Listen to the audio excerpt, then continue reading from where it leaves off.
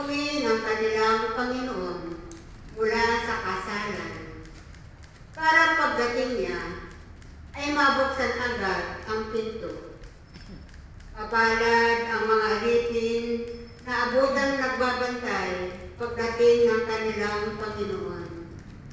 Sinasabi ko sa inyo, maghahanda siya, padudulugin sila sa hapag at maglilingkod sa kanila.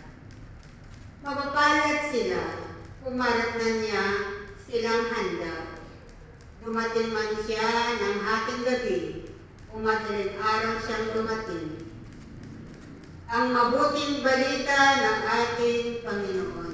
Pinupuri ka namin, Panginoong Hesus Kristo.